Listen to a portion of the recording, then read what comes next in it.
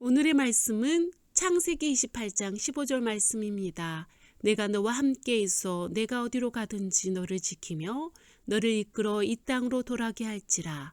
내가 내게 허락한 것을 다 이루기까지 너를 떠나지 아니하리라 하신지라. 아멘. 이 시간은 그는 누구인가 야곱 파헤치기 시간입니다. 여러분, 오늘 우리가 함께 파헤쳐 볼 인물의 키워드는 발꿈치, 팥죽, 속임수, 꿈, 이스라엘입니다. 누가 떠오르시나요?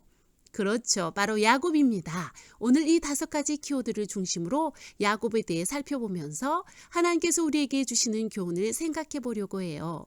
첫 번째 키워드 발꿈치입니다. 리브가의 뱃속에서 매일 싸우던 쌍둥이가 있습니다. 쌍둥이가 자주 싸우자 리브가는 어떻게 해야 할지를 하나님께 여쭈었죠. 그때 하나님께서는 두 민족이 태중에 있구나. 한 백성이 다른 백성보다 강할 것이다. 형이 동생을 섬길 것이다 라고 말씀하셨다는데요.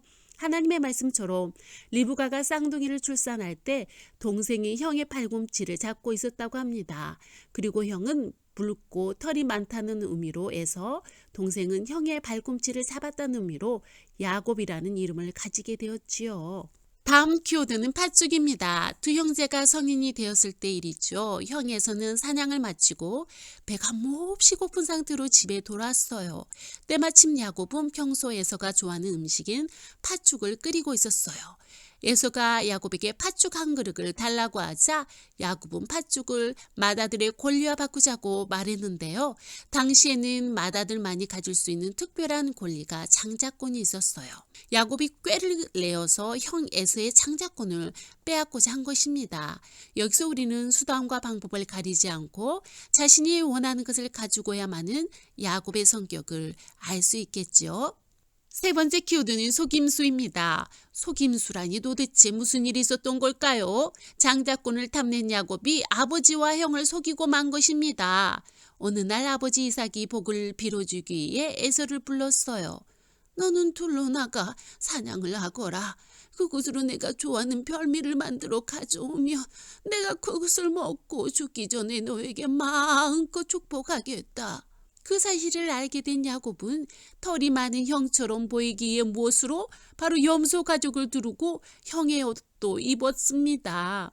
그리고 아버지가 형에게 명령한 대로 별미를 준비해 아버지께 대접했습니다.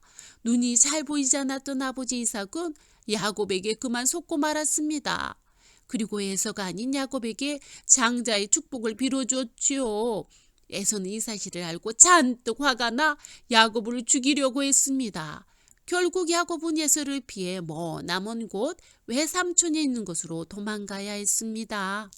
네 번째 키워드는 무엇일까요? 그렇습니다. 꿈입니다. 형을 피해 먼 길을 가다 지친 야곱은 한 곳에서 돌을 베고 잠이 들었지요. 그때 야곱은 엄청난 꿈을 꾸게 됩니다. 하나님의 사자들이 땅에서 하늘까지 이어진 높은 사다리를 오르내리고 높은 꼭대기 하나님께서 계셨지요. 하나님께서는 야곱에게 말씀하셨습니다. 나는 너의 할아버지인 아브라함과 아버지인 이삭을 보살펴준 하나님이다.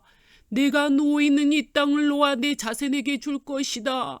내 자손은 땅의 티끌처럼 많아져서 동서남북으로 퍼져나가며 땅의 모든 족속이 너와 내 자손 덕분에 복을 받게 될 것이다. 내가 너와 함께해서 내가 어디로 가든지 너를 지키며 너를 이 땅에 돌아오게 할 것이다.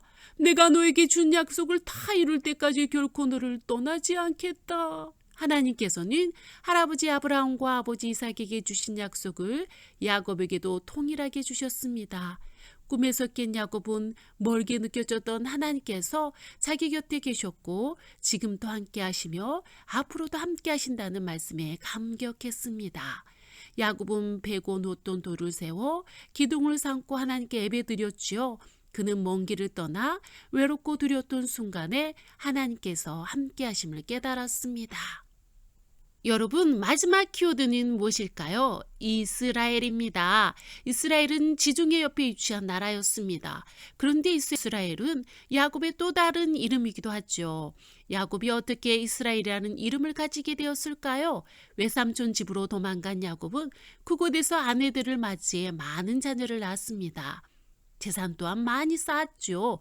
모든 것이 풍족해졌을 때 하나님께서는 야곱에게 고향으로 돌아가라고 명령하셨어요. 야곱은 수십 년이 지난 후에야 고향으로 돌아가게 된 것입니다. 고향을 눈앞에 둔 요단강 약봉나루에 이르러 형 예서가 여전히 두려웠던 야곱은 자신의 가족들과 형을 위한 선물을 먼저 보내고 홀로 강가에 남았습니다. 그날 밤 어떤 사람이 나타나 야곱을 붙잡고 씨름을 했습니다. 야곱이 엉덩이뼈를 다칠 정도로 치열했지요. 시간이 얼마나 흘렀을까요? 날이 세려하자 그는 야곱에게 자신을 놓아달라고 했지만 야곱은 자신을 축복해주지 않으면 보내지 않겠다고 매달렸습니다. 그는 야곱의 이름을 묻더니 이렇게 말했습니다.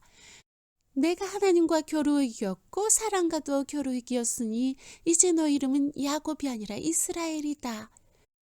그렇습니다. 야곱이 씨름한 상대는 바로 하나님이셨던 것입니다.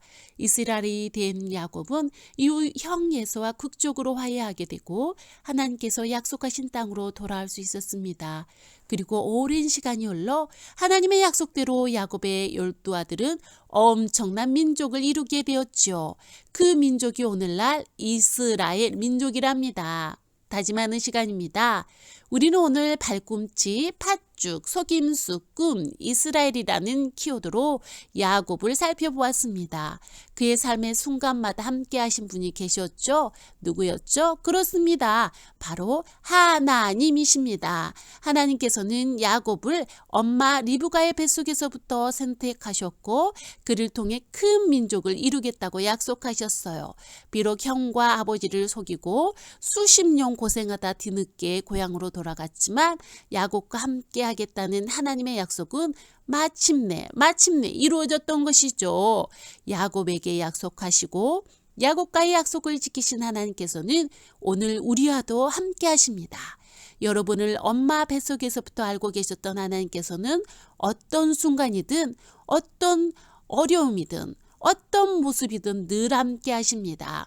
우리와 함께 하신 하나님께서는 우리를 지켜주시고 인도하십니다. 삶의 모든 순간 언제 어디서든 함께 하시는 하나님을 믿고 의지하는 여러분이 되기를 바랍니다. 기도하겠습니다. 하나님, 어떤 상황이든 하나님께서 우리와 함께 하신다는 것을 믿습니다. 우리가 당장 눈에 보이는 불확실한 상황에도 흔들리지 않게 하시고 하나님을 기억하고 하나님만 의지할 수 있기를 소망합니다. 약속을 지키신 하나님을 신뢰하며 하나님과 동행하는 우리가 되도록 성령님 인도해 주세요.